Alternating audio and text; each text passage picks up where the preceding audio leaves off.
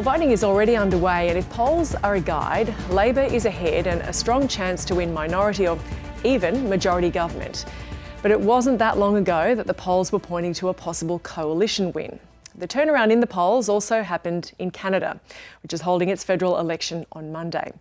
So let's get more on this. I'm joined by senior reporter Ben Knight, who's working with the ABC's Your Say project. Ben, are these polls in Australia and Canada pretty similar? It's pretty remarkable, Gemma, when you look at them. I'd sort of been following the Canadian election just out of personal interest, and because there is this coincidence that's happening. Essentially, Canada and Australia are both having a federal election within the same week. But then once I actually looked at the opinion polls, there's this remarkable change that happens in January. So let's just a bit of background. So essentially, they're coming from different positions. So in Australia, you had a first-term Labor government, which was well ahead in the polls, and then sort of around about 2023, the coalition starts a gradual climb up to the point where late last year, it was level and in fact had passed Labor in the polls, and then they just go completely in opposite directions. And that shape of that graph is almost exactly reflected in the Canadian polls, and at almost exactly the same time. It was different in Canada because, and perhaps even worse for the coalition party there, because they'd been up by 20 points and had been up for a long time. The reason for that is because Canada was not under a first-term centre-left government. The Liberals under Justin Trudeau, the Liberals is the left-wing party in Canada, had been in government for 9 years. Trudeau was deeply unpopular, so unpopular actually that he announced that he was going to resign and hand over to a new Prime Minister, and that turned out to be Mark Carney. But when you look at when that change in the polls happens, as I say, it's around exactly the same time. It's around January of this year, and of course that's when Donald Trump was inaugurated.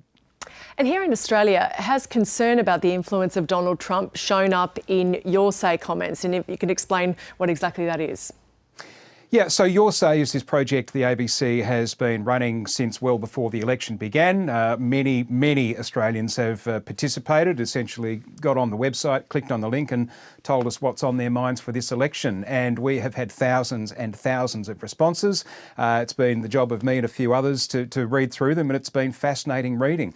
And in particular, one of the things that was showing up early was this concern about the direction that the United States was taking, particularly under Donald Trump, and particularly towards its allies. And I think that's probably just another one of those connections you can make with the result of the polls in Canada and the result of the polls in Australia, because we're very, very similar countries geographically, economically, in terms of population, but also with relationship with the United States. Very, very strong defence ties, both members of the Five Eyes security arrangement.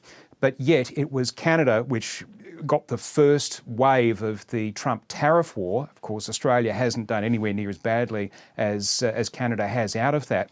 But to people I've spoken to, political observers, say what you can see is deep anger and this sense of betrayal with two countries that have had such close ties with the United States in all aspects, but particularly militarily, have been with the United States through all of these wars and other conflicts over decades and decades, to all of a sudden bear the brunt of this treatment of allies, people looking at the way that Donald Trump and J.D. Vance treated Vladimir Zelensky in the Oval Office. People talk about these as turning points.